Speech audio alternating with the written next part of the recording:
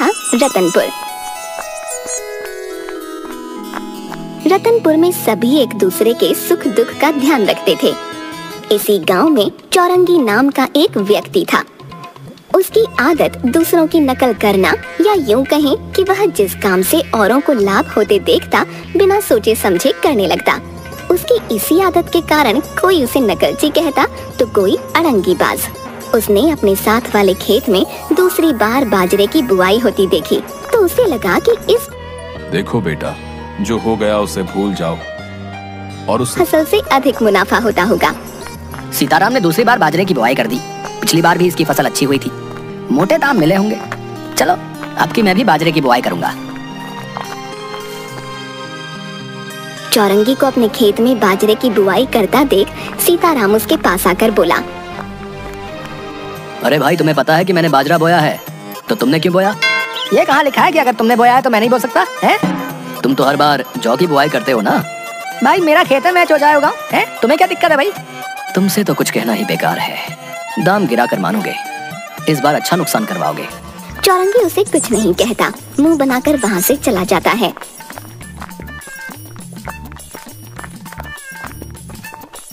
चौरंगी की पत्नी उसे बताती है कि पिछली फसल से बची हरी घास का कुछ हिस्सा अब तक पड़ा है। बारिश आने के आसार हैं, तो खराब होने से पहले उसे किसी पशुशाला में दे लो कि जिंदगी में मेहनत करके जीवन बिताओगे। आए तभी उसका इकलौता दोस्त नत्थू आ गया। अरे चौरंगी, ये घास लेकर कहाँ जा रहा है? घर पर रखी रखी खराब हो जाएगी तो सोचा गौशाला में दे आऊं। चल अब तू भी घास उठा, चल मेरे साथ चल। चल भाई चल, नेकी और पूछ पूछ। दोनों हरा चारा लेकर गौशाला में जाते हैं।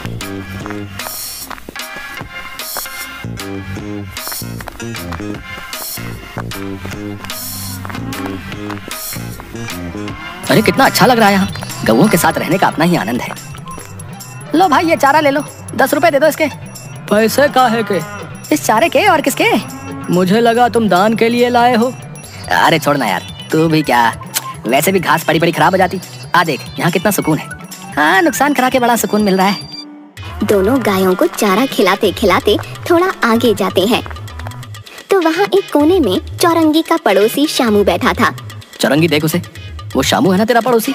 चौरंगी तुम्हें यदि अपने किए का पछतावा है और नत्थू शामू के पास जाकर, क्या भाई आज गौशाला में बड़े इत्मीनान से बैठे हो, खेत में नहीं जाना लगता है? मैं तो बस यहाँ यूं ही। दोनों आगे चले जाते हैं।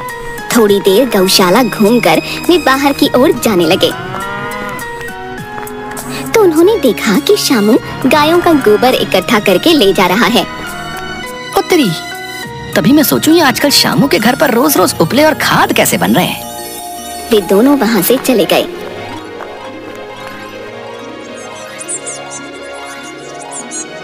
अगले दिन शामू की गौशाला पहुँचने से पहले ही चौरंगी गोबर ले आया।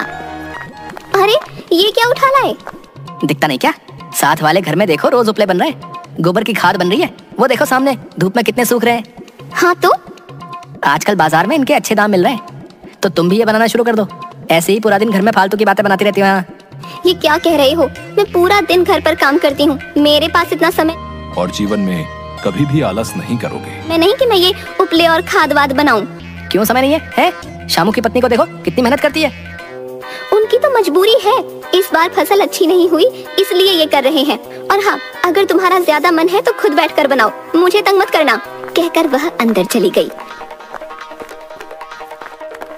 और चौरंगी चुपचाप चारपाई पर बैठ गया। दूसरी ओर शामू को गौशाला से खाली हाथ लौटे देखकर उसकी पत्नी बोली, क्या हुआ, आज गोबर क्यों नहीं लाए? अच्छा खासा घर चल रहा था, अब चौरंगी की नजर लग गई। मेरे जाने से पहले ही वो सब गोबर उठा कर ले गया। तो क्या हुआ, आप उनसे ही ले आओ ना, वो हमारी घर की हालत जानते हैं, मना नहीं करेंगे। ठीक है, कोशिश करता हूँ। भाई तुम गौशाला से सब गोबर उठा लाए, अगर काम का नहीं है तो दोगे क्या? लाया तो काम से हूँ, पर ये जो तुम्हारी भाभी है ये कुछ करने को तैयार नहीं, और मेरा तो तुम जानते ही हो। देखो बेटा, जो हो गया उसे भूल जाओ। मैं दिन रात व्यस्त रहता हूँ ना। हाँ हाँ, मैं सब जानता हूँ। चौरंगी गोबर की बाल्टी आगे कर देता है। ये लो 5 रुपए दे देना। 5 रुपए? 5 रुपए क्यों? ये तो गौशाला में मुफ्त मिलता है। अरे भाई मेरी मेहनत के लेना तो लो वरना चले जाओ। इतनी दूर से उठाकर लाना कम बड़ी बात है क्या? शामू उसे कुछ नहीं कहता, चुपचाप उसे रुपये देकर बाल्टी ले जाता है। फिर चौरंगी खेतों की ओर चल दिया। वहां उसे नत्थू मिल गया। दोनों हाट घूमने गए।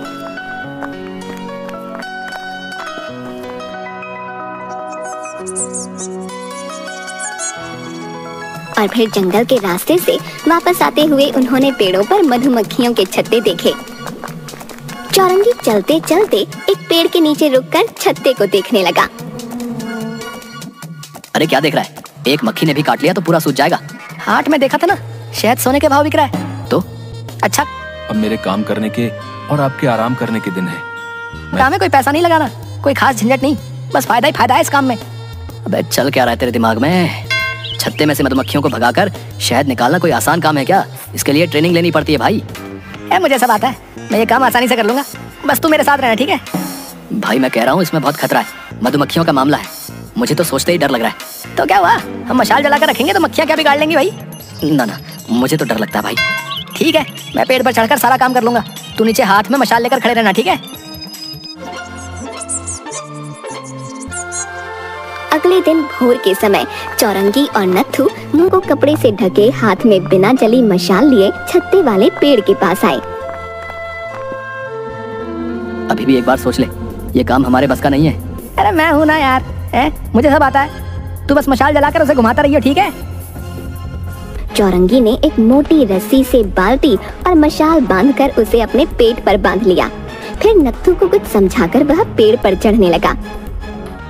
आप जैसा कहेंगे मैं वैसा ही करूंगा, और कल से ही मैं आपके साथ दुकान। छत्ते के पास पहुंचते ही उसके आसपास कुछ मधुमक्खियां मंडराने लगीं, तो उन्हें वह हाथ से हटाता गया। छत्ते में हजारों मक्खियां थीं, जो भिन भिना रही थीं। चौरंगी उन्हें हाथ से हटाता पेट वाली रस्सी को पेड़ से बांधने लगा, पर मक्खियां परेशान कर रही थीं, तो उसने सोचा कि क्यों न पहले मशाल जला ली जाए। उसने पेड़ पर लटके हुए ही जेब से माचिस निकालकर मशाल जलाई। उसमें आग लगते ही छत्ते तक आंच पहुंच गई। फिर तो मक्खियों के झुंड ने आतंक मचा दिया और संतुलन बनाने के चक्कर में चौरंगी की मशाल नीचे गिर गई। मशाल गिरते ही मधुमक्खियों ने चौरंगी पर चौतरफा धावा बोल दिया। बचाओ बचाओ बचाओ बचाओ, हाय हाय मैं मर गया रे। वह बचाओ बचाओ चिल्लाने लगा। नीचे से नत्थू ये देखकर डरकर मशाल हाथ में लिए भाग गया। मधुमक्खियां चौरंगी से चिपक गईं। उसका सबक मिलता है जैसा मुझे मिला, और आलस छोड़कर अपने चेहरा भी नहीं देख पा रहा था और वह पेड़ से गिर गया। मधुमक्खियां उस पर मंडराने लगीं। तभी नत्थू बहुत से शहद निकालने वाले आदमियों के साथ आया। फिर सबने मिलकर मधुमक्खियों को मशाल से भगाया। चौरंगी का पूरा शरीर और मुंह सूजकर फूल गए और लाल हो गए। वह दर्द से तड़पने लगा। तुम क्यों यहाँ आए? जिन्हें ये काम करना आता है उन्हें ही करने दो। मधुमक्खियों के छत्ते से शहद निकालना आसान नहीं है। हलवा खाने के लिए जान हथेली पर रखनी पड़ती है। शायद तुम ये बात अब समझ जाओ। लालच में आकर किसी के काम में अड़ंगी डालोगे तो यही होगा भाई। बताओ, बिना सोचे समझे मधुमक्खियों से पंगा ले लिया। मैं मर गया भाई। तुमको शरीर के साथ साथ दिमाग के इलाज की भी जरूरत है भाई। मैं मर गया, बहुत दर्द हो रहा है, अब नहीं करूंगा, बचा लो भाई। लगता है दिमाग का इलाज तो आज हो गया। नत्थू चौरंगी को सहारा देकर उठाने की कोशिश करता है, पर वह उठा नहीं पाता। ये देखकर सभी लोग मिलकर चौरंगी को उठाकर अस्पताल छोड़ आते हैं। मैंने कहा था ना, इस काम में बहुत खतरा है। देखो क्या हालत कर ली अपनी। अगर मैं समय पर सबको नहीं लेके आता तो क्या होता? मैया कसम, अब ऐसा नहीं करूंगा।